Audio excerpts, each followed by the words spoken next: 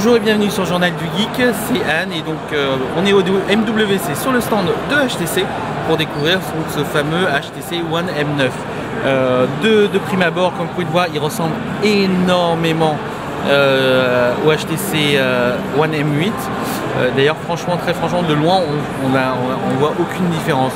Donc, si ce n'est le double APN qui a disparu, et on se retrouve maintenant avec un APN de 20 mégapixels. Alors 20 mégapixels, très honnêtement, pourquoi pas? Maintenant, je trouve que c'est toujours trop, surtout en termes de mobilité. On aurait dû rester avec des résolutions, des capteurs d'une résolution peut-être de 13, voire de 16 grand maximum.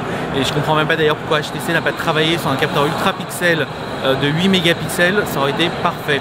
En parlant d'ultra pixel, justement, l'ancien capteur a été déplacé en frontal pour proposer justement des meilleurs selfies. Voilà, sinon à part ça, la finition est toujours aussi bonne. Là-dessus, il n'y a pas grand chose à reprocher au niveau de la finition. Elle est propre. Maintenant, bon, c'est vrai qu'on aurait peut-être voulu un peu plus de risque de la part de HTC. Et là, on reste un peu dans du classique. À côté, on retrouve aussi, cet écran de 5 pouces Full HD.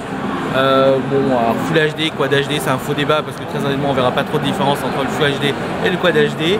Il fait quand même 157 grammes, donc ça reste lourd. Le processeur a été revu forcément puisque c'est un Snapdragon 810 octa-core, Android 5.0, enfin le LiPo avec HTC Sense. Après il a la 4G LTE, 32 Go de RAM, 32 Go de mémoire interne et 3 Go de RAM, désolé, et surtout une micro SD qui peut monter jusqu'à 128. A noter que les ports micro SD qui peuvent monter jusqu'à 128 sont compatibles avec la toute nouvelle carte micro SD de chez SanDisk de 200 Go. Voilà, le reste on retrouve le truc classique, donc NFC, Bluetooth, Wi-Fi, blabla, DNA. Voilà, je crois que j'ai à peu près fait le tour. Je vous montre un peu. Bon, alors désolé pour l'éclairage, hein, c'est le stand HTC, je sais pas ce qu'ils ont. C'est très mal éclairé, on voit pas super bien. Donc j'espère que vous verrez un peu mieux avec les photos. Dans tous les cas, voilà à quoi ça peut ressembler. Si vous avez un HTC One M8 et que vous en étiez content, je ne vois pas trop l'intérêt de passer à un M9, très honnêtement. Maintenant, peut-être depuis le M7 et encore, tout va dépendre vraiment de votre usage.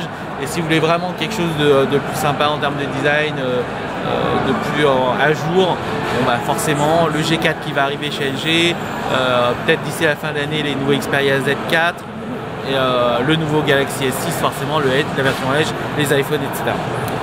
Voilà, je crois que j'ai à peu près fait le tour. Donc si vous avez des questions, comme d'habitude, n'hésitez pas. A très vite sur le Journal du Geek.